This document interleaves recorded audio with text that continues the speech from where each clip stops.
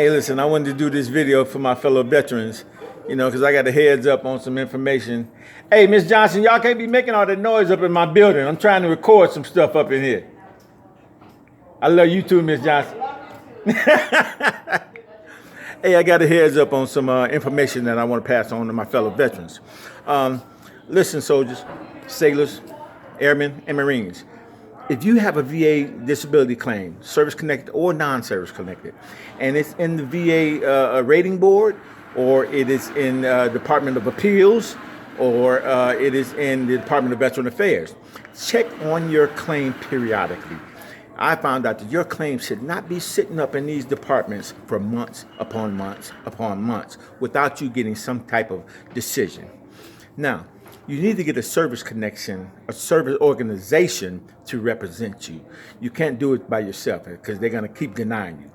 But once you get denied, get you a service organization to represent you. Appeal that decision immediately. Appeal that decision immediately. Get you some new evidence to submit. Keep going to the doctor. Whatever your claim is based on. If it's physical, then you keep getting you some braces. You keep complaining about pain. You keep getting you some kind of orthopedic devices to help you. If it's mental, you keep going to your mental health appointments. You keep be careful with that medication that they take, because I'm telling you, I be telling veterans this all the time. Be careful with that medication that the VA give you, because if you ain't crazy, keep taking that stuff and you will be.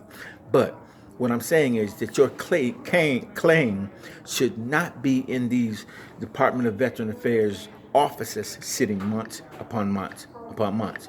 They should make a decision upon your claim within 30 days. You should hear something. If you haven't heard nothing, call them. Repeatedly call them. Let them know that you're serious about your claim. Because if you don't do nothing, it's just going to sit there.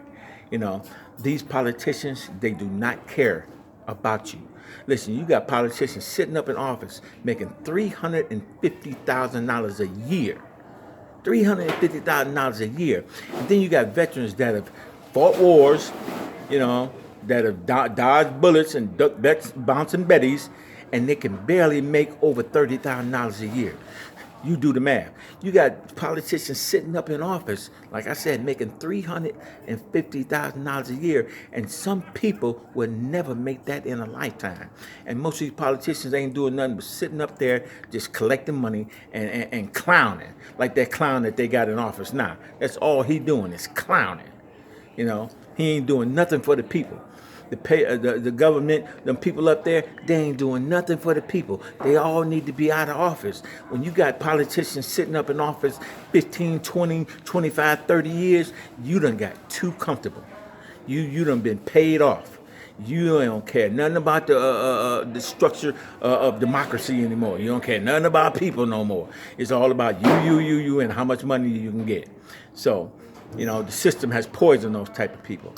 But it's the voters' right to get them out of there. I am so thankful that my little niece, Monique Owens, is now the mayor of East Point, Michigan, because I know the spirit that's in her.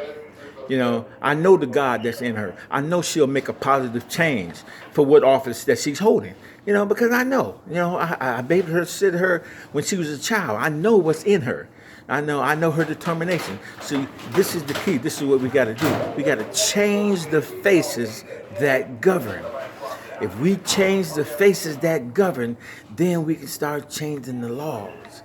But you got to get out there and get these people out of office. They clowning. Whether it is Democrats, Republicans, liberals, let's get these rednecks, racist people up out of there.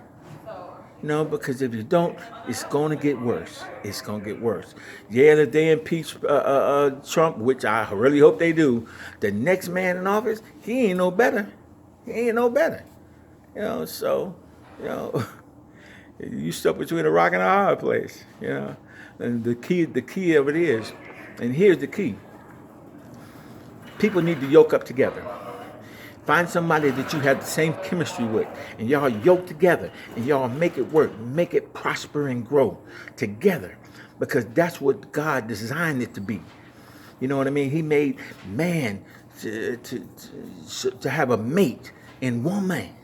You know, and y'all come together and y'all build a structured family and you teach them good morals, ethics, and values so that it could be a snowball effect.